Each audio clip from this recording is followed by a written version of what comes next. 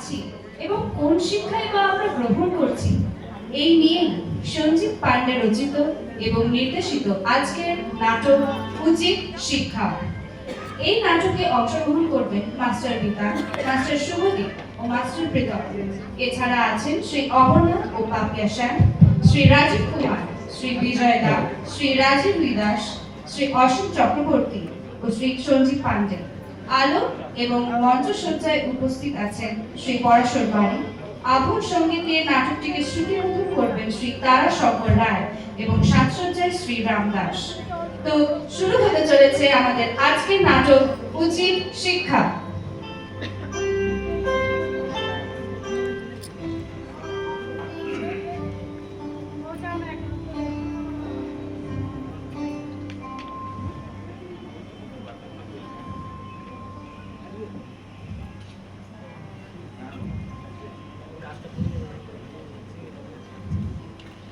প্রণাম মাস্টার মশাই।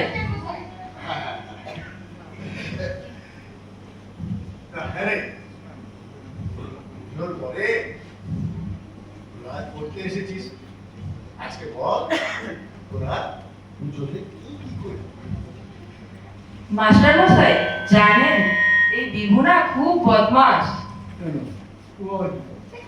ও না পুজোতে কুকুরের লেজে ফটকা বেঁধে ছেড়ে দিয়েছিল, আর যখন ওটা চটপট চটপট করে ফাটছিল কুকুরটা রাম চিৎকার করে পাড়ায় দৌড়ে বেড়াচ্ছিল। আর বিভুনা পাড়ার যত বদমাস ছেলে আছে ওই তো যারা পড়াশোনা করে না তাদের সঙ্গে মিশছে আর খুব হাসাহাসি করছিল।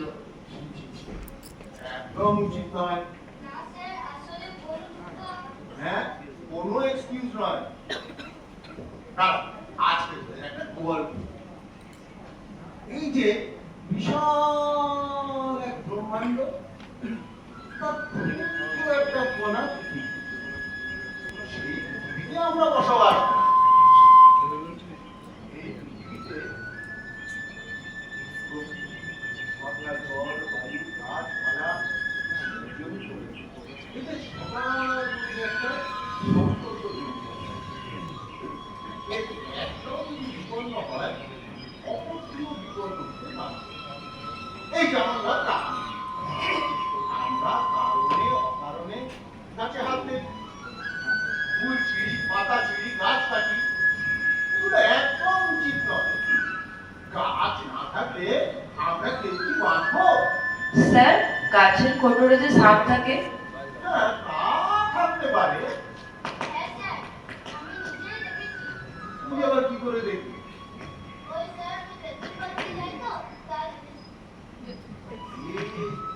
খুব সাবধান, গাছে সাপ থাকতেই পারে। রং সাবধানে চলাচল করতে হয়। স্যার, সাপদেরকে তো মেরে ফেললেই হয়। না না না না, হ্যাঁ, বাস্তুতন্ত্রে এসব খেয়ে যে বাস্তুতন্ত্র রক্ষা করে শুধু তাই নয়, সাপের বিষ থেকে অনেক রকম ওষুধ হয়। এই পাড়ার ধূপজ্যোতি বাবুকে তোমরা চেনো না? হ্যাঁ, এই যে হাটের জন্য যে সমস্ত ওষুধ সাপের বিষ থেকে তৈরি হয়, তাছাড়া নার্ভের যত রকম ওষুধ সব সাপের বিষ থেকে তৈরি হয়। এই সাপ যদি সব মেরে ফেলি তাহলে এই রুগীরা কি বাঁচবে? এরা তো কারো কাকা, জ্যাঠা, বাবা, এদের তো ওষুধের দরকার, নইলে তো এরা মারা পড়বে। হ্যাঁ স্যার, ঠিক বলেছেন। বাস্তুতন্ত্র সব সময় রক্ষা করতে হবে। সবার মধ্যে একটা সুনির্দিষ্ট নির্দেশ আছে, একটি বিপন্ন হলেই অপরটি বিপন্ন হবে। তাই তো স্যার, আপনার এই জায়গাটা পার্কের মতো। আমাদের এই শহরে এরকম জায়গা কোথাও নেই। আমরা যা খেলি আনন্দ করি এখানেই তো। হ্যাঁ হ্যাঁ, খুব ভালো করি। সব সময় আসবি, তবে মনে রাখবি বাস্তুতন্ত্রকে খোঁচা দেওয়া উচিত নয়। प्रणाम मास्टर साहब, प्रणाम। सुविजा কেমন আছে? ভালো আছি। ভালো তো? হ্যাঁ, না আসলে হবে, এই জমিটা তোমার হবে হবে না। কিছু বলি না না, কিছু বললাম না। মাসাবাবু, বলছিলাম উপরওয়ালা না সব দেখছে। এত সুন্দর জমি, শহর মুখে, আর চারোতর গাছপালা, এই জমিটা না তোকে হাতছাড়া করবে না। অংশ ভূমি সভা ক্ষেত্রে নিজের মাঝখানে গাছপালা বেষ্টিত ছোট্ট একখানি বাস্তবিক জানি না কতদিন জমি হায়নাদের হাত থেকে বাঁচাতে পারবে। সময় সম্পূর্ণ কমপ্লিটই হয়ে গেছে। কি একখানি সবুজ ফুসফুসের কাজ, আমি বেঁচে থাকতে এটা নষ্ট করে দেবো। আপনি চিন্তা করবেন না, সব উপরওয়ালা দেখছে। আমি সব খবর উপরওয়ালাকে বেচছি। তোমার সঙ্গে ওপরওয়ালা যোগাযোগ আছে নাকি? হ্যাঁ, সরাসরি যোগাযোগ আছে। এই শহরে যেত উচিত অনুচিত খবর হয় না, আমি সব উপরওয়ালাকে পেটাচ্ছি। তাই তোর উপরওয়ালা সব দেখছে। তবে চুপটি করে মুখ বুঝে বসে আছে। সে কি দেখছে? বিজয় প্রণাম দাদা, আওয়াজ হয়।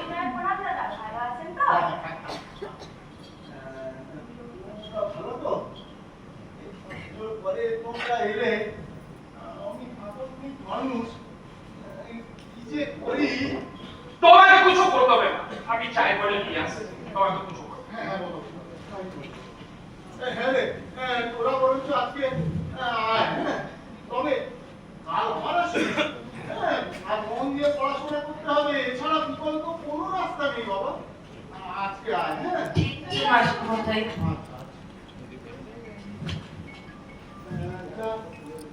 তোমরা সবাই এলে মিঠুকে দেখছি না, ও কেমন আছে? মিঠু কি করে আসবে?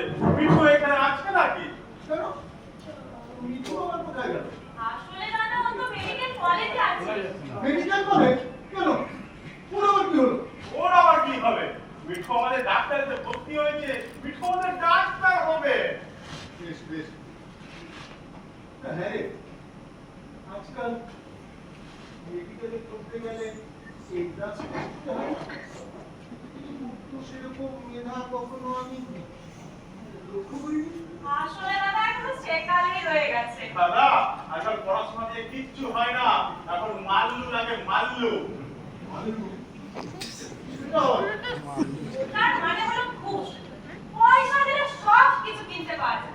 স্কুল, কলেজের অ্যাডমিশন থেকে শুরু করে সরকারি চাকরি সব সব। দাদা, দুনিয়াটা কার গোলাম?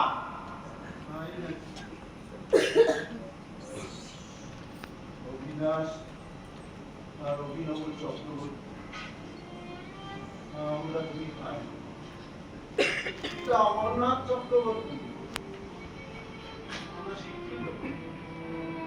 তুই অভিনব চক্রবর্তী এন্ট্রান্স দিয়ে ইঞ্জিনিয়ারিং পাস করেছি। বলো তো, আমিও মাস্টার্স করে শিক্ষকতা করেছি। কই আমাদের তো ঘুষের পরিমাণ পড়েনি। আসলে আমাদের গোড়াটা শক্ত ছিল। আরে দাদা, দিন বদলাচ্ছে, যুগ বদলাচ্ছে, তার সাথে সাথে সময়ও বদলাচ্ছে। এবং তার সাথে সাথে মানুষের প্রয়োজনও বদলাচ্ছে। কাল যেটা ব্যর্থ ছিল, আজ সেটা অতি প্রয়োজনীয়। কাল যেটা ঘৃণ্য ছিল, আজ সেটা বড় উৎকর্ষের প্রতীক।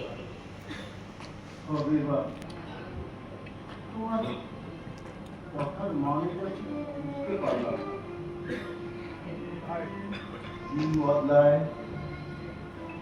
সময় বদলায়, যুগও বদলায়, কিন্তু প্রকৃতি তো বদলায় না।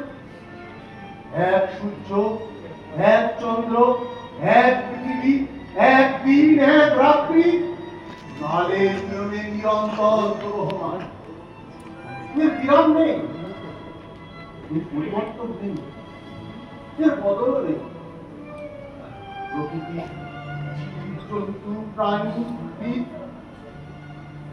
এর বদল নেই। বদলে যাচ্ছে শুধু মানুষ। তার চাওয়া পাওয়া, ইচ্ছা অনিচ্ছা, লোভ লালসা দিন দিন বদলে যাচ্ছে।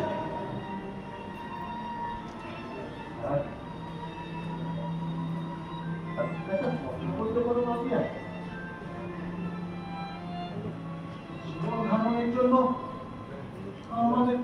প্রয়োজন। রাসাচ্ছাদনের জন্য দুবেলা দুমুঠো অন্ন, শরীরটাকে বিশ্রাম দেওয়ার জন্য একটা কুচুরি গাড়ি, আর শরীরটাকে ঢাকার জন্য কিঞ্চিৎ বস্ত্র। এত সুখ দুঃখ, শহরের বুকে 4-5টা বাড়ি, এছাড়াও নিজস্ব মোটর গাড়ি, শরীর ভর্তি অবসর, এগুলো ছাড়া তোমাদের বাঁচতে কি খুব অসুবিধা ছিল? সে কি দাদা, আপনার কি খুব অসুবিধা হচ্ছে? আপনার ভাই কঠোর পরিশ্রম করে উন্নতি করছে, তাতে কি আপনি অখুশি? এমন খুশি আর হতে পারছি কই? অভির যখন 2 বছর বয়স, তখন আমরা দিদিহারা। আরো যখন 8 বছরের শিশু, তখন মাও হিরো ত্যাগ করে। সেই থেকে অভিকে আমি সন্তান স্নেহে আনতে, ওকে আর নিজেকে কঠোর পরিশ্রম আর ধৈর্যের দ্বারা আমরা নিজেদেরকে এই জায়গায় নিয়ে এসেছি। কখনো শত প্ররোচনাত বদনামি হইনি। সরকারি ইঞ্জিনিয়ার, এত অল্প সময়ে এত উত্থান, জিনিসটা আপাতগ্রাহ্য আনন্দদায়ক হলেও পদ্ধতিটা আমার সঠিক বলে মনে হয় না। আমার সংখ্যা বদনামি হচ্ছে না তো? এসব নিয়ে দাদা তোমাকে এত ভাবতে হবে না। আমার চাকরিতে আমার প্রতিপত্তি বজায় আছে। উপর তলা থেকে নিয়ে নিচতলা সবাই আমার হাতের মুঠোয়। এমনকি নেতা মন্ত্রীর সাথে ভালো রেখো আছে। তাছাড়া জীবন উন্নতি করতে গেলে একটু আধটু শর্টকাট তো নিতেই হয়। তোমার মতন এই পুরোনো ধ্যান ধারণা পুষে রাখলে জীবন আমাকে আর উন্নতি করতে হতো না। যতদিন উন্নতি করতে গিয়ে পাকে পড়ে অবনমিত হওয়ার থেকে এমন উন্নতি নাই বা করলি? কি বলছেন দাদা? আপনার ভাই নিজের উন্নতি চাইবে না, আমার মিঠুর কি যেন ভবিষ্যৎ নেই? আপনার ছেলে বিদেশে চাকরি করে শুভ, আপনার তো খোঁজ রাখে না, শুধুমাত্র আপনার এই স্বভাবের জন্য। এই জঙ্গলের মধ্যে কুড়ে ঘরটার মধ্যে তুমি বসবাস করছো। আপনার চিন্তায় আপনার ভাই রাতে ঠিক করে ঘুমোতে পারে না। দাদা কি হচ্ছে, দাদা কি হচ্ছে ভেবে ভেবে। আমি তো দিব্যি আছি। দিব্যি আছো, কিন্তু দুর্ঘটনা ঘটতে কতক্ষণ? নিজেই আনছো, নিজেই বাড়ছো। হ্যাঁ, আমার কাছে কোনো অসুবিধা হয় না। এই গাছপালা আর ওই বাচ্চাগুলো নিয়ে দিব্যি আছি। ওদেরকে প্রকৃত শিক্ষায় শিক্ষিত করার চেষ্টা চালিয়ে যাচ্ছি। তাহলে দাদা কেন? এটা কি আবার হাসি কি? ওই যে তুই বললো না প্রকৃত শিক্ষা। সকালে উঠিয়ে আমি মনে মনে বলি সারাদিন আমি যেন ভালোভাবে চলি। আদেশ করেন যাহা মোর গুরুজনে, আমি যেন সেই কাজ করি ভালো মনে। তোমার এই অন্তঃশাস্ত্র শিক্ষা আমি যে ছোটবেলা থেকে শুনে আসছি। এই শিক্ষা আমার গর্ব। এই শিক্ষায় শিক্ষিত হয়ে আমার কত ছাত্র আজ সমাজের মাথায় অবস্থান করছে। আবার তুমি আমাকে হাসালে দাদা। তোমার এই শিক্ষায় শিক্ষিত হয়ে ওই যে পুলিশ ইন্সপেক্টর শ্যামল চক্রবর্তী রাস্তার ধারে দাঁড়িয়ে ট্রাকের দিকে তোলা আদায় করে, আর ওই ব্যারিস্টার বিপ্লব দাস দিনকে রাত আর রাতকে দিন তৈরি করছে মিথ্যা সাক্ষী জোগাড় করে। আর তোমার আরেক ছাত্র আছে না অভিরূপ সান্না। হ্যাঁ হ্যাঁ, অভি অভি, ও তো আমার জীবন বাঁচিয়েছিল। না দাদা, ও আপনার জীবন বাঁচায়নি, জীবন বাঁচিয়েছে আপনার ভাইয়ের টাকা। সেইবার যখন অসুস্থ হলেন, হাত ধরে ডাক্তারের 1000 রকম টেস্ট, সব প্রয়োজনীয় ওষুধ, নার্সিং হোমের চিকিৎসা বাবদ আপনার ভাইয়ের পকেট থেকে 7.5 লক্ষ টাকা দিয়ে দিলেন। তাই আপনি বেঁচে গেলেন। আরো শোনো দাদা, তোমার আরেক ছাত্র আছে না ওই পল্টন মুখার্জি। হ্যাঁ হ্যাঁ হ্যাঁ, পল্টু পল্টু। ও অবশ্য পড়াশোনায় তেমন একটা ছিল না, তবে হ্যাঁ ও কিন্তু নিজেকে সব সময় কমিউনিটি ওয়ার্কের ব্যবস্থা আর কমিউনিটি উন্নতির জন্য সব সময় ঝাঁপিয়ে পড়ে। তাই তো আজকে জনগণের ভোটে সে মেম্বার পার্লামেন্ট হয়েছে। জনগণনার ছাড়, আজকালকার দিনে পয়সা দিয়ে না ভোটও কিনতে পাওয়া যায়। আর ও হাত কাটা দিলীপ, কান কাটা নেপাল এদেরকে পুষে রেখেছে। ওরা কোনো ইলেকশন এজেন্ট, আর এরা যতক্ষণ আছে ওর জেতাটা একদম নিশ্চিত। ও তো একদম প্রমোট দাঁড়িয়ে করছে, আর পার্লামেন্টে গিয়ে এমন সব আইন তৈরি করছে যাতে দুর্নীতিগ্রস্ত মানুষেরা কখনো সাজা না পায়। যাই হোক, আজকে আমি তোমাকে যে কথা বলার জন্য এখানে এসেছিলাম, আমি এই জায়গাটা বিল্ডার বিধাননগর হাতে দেবো বলে ঠিক করেছি। এখানে একটা 5 তলা বিল্ডিং তৈরি হবে, আর তাতে তোমাকে জাস্টিস কাশ্মীরের একটা ফ্ল্যাটও দেওয়া হবে। আর সেখানে তোমার গাছপালা নিয়েও দেখতে হবে না, আর সাপ খোপেরও ভয় নেই। আর আমরা যেমন আসছি সেরকম তোমাকে দেখে যাবো। তাতে আমরা নিশ্চিন্তে থাকতে পারবো। তুমি বিল্ডারের কাছে বাড়িটা বেচে দিবি বলেছিস? এক প্রকার তাই। তাহলে তোমাকে 400 স্কয়ার ফুটে ডেভেলপ ফ্ল্যাটও দেওয়া হচ্ছে।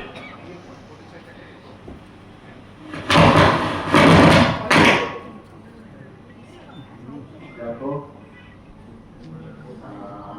আমি যতদিন বেঁচে আছি এই সবুজ নিয়ে বেঁচে আছি, থাকতে দাও না। আমাকে কথা দিন, আমার মতন, হ্যাঁ, আমার মৃত্যুর পরে তুই আর শুভ বাড়িটা নিয়ে যা খুশি করিস।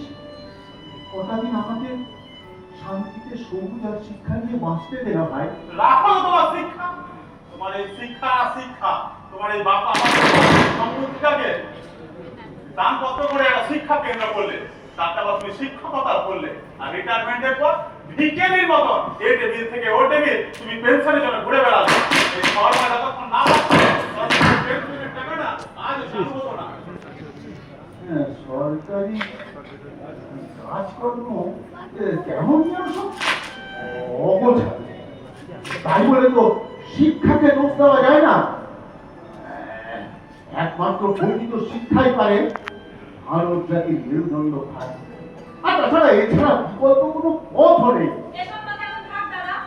আপনার ভয়ে আমি চিকিৎসা বাবদ অনেক টাকা আপনার পেছনে খরচা করে ফেলেছি। হ্যাঁ, আমার জন্য তোমরা অনেক খরচা করেছো বলে, তাই না? মাতৃহারা ছোট ভাইটা এবং নিজেকে বড় করতে আমি যে কি করিনি নির্লজ্জের মতন আর ওই বেতন দিতে পারবো না। তবে আমি বেঁচে থাকতে সাথে বাড়িটার কথা বলছো, এই বাড়ির এই অংশ তো একটু অনেক আগেই নিয়ে প্রমোটারকে দিয়ে দিয়েছে, আর আমার এক খালি অংশ পড়ে আছে। এটাও কি আমি নিয়ে যেতে পারবো? আমার মৃত্যুর পরে তোরা এটাকে নিয়ে যা খুশি করো। কি বলছেন দাদা? আপনার ভাইয়ের কোনো কথার মর্যাদা আপনি দেবেন না? আমি বেঁচে থাকতে এই সবুজ আমি ধ্বংস করতে পারবো না, এই আমার শেষ কথা।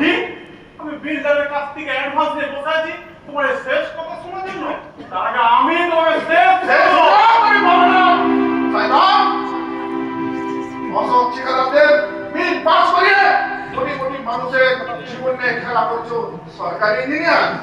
তাই আজ তুমি সরকারি অতিথি হবে।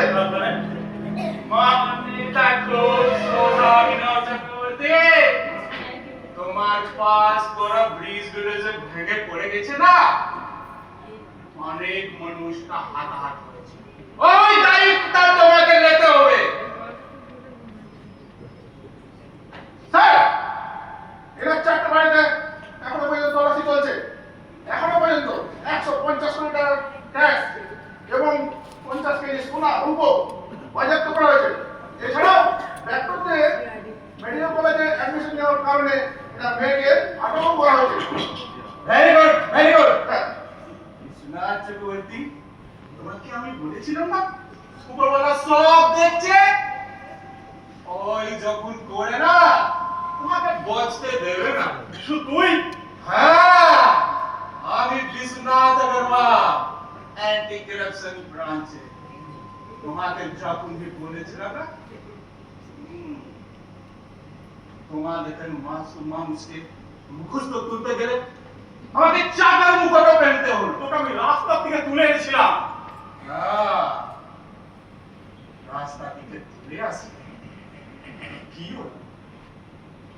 হ্যাঁ, তোমাকে চাকা আমাকে অ্যারেস্ট আপনি স্যার ভিজুয়াল স্যার দেখে আসুন। অ্যারেস্ট করো স্যার। রাতে আমি অনপূর্ণ ব্রিজে দেখে আসছি একে। রাতে এই আসো। হ্যাঁ, সরিয়ান, খবরদার, সরকারি কাজে বাধা দিতে পারবেন না। আপনার স্বামী অন্যায় করেছে। যান, যান, যান। যান এখান থেকে।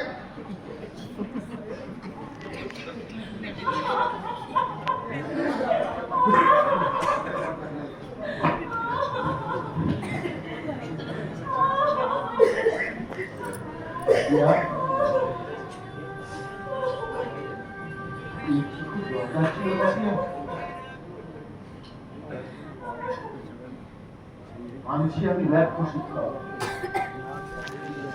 আমার ছাত্ররা তোলা তুলে ঘুষ খায়, দুর্নীতি করে, তাহলে শিক্ষাকে দোষ দেওয়া যায় না। জানো পাপিয়া, জীবন নাটকের রঙ্গমঞ্চে আমরা প্রখ্যাত কুশীলব। এখানে যুক্তি সমান আছে, ন্যায়েরও যুক্তি আছে, অন্যায়েরও যুক্তি আছে, ক্ষোভ আছে, বিক্ষোভ আছে, আঘাত আছে, ব্যর্থতা আছে। তাহলে অসৎ যুক্তিকে সাথে নিয়ে এই রঙ্গমঞ্চটাকে কলুষিত না করে আমরা আরো ভালো নাটক উপহার দিতে পারি।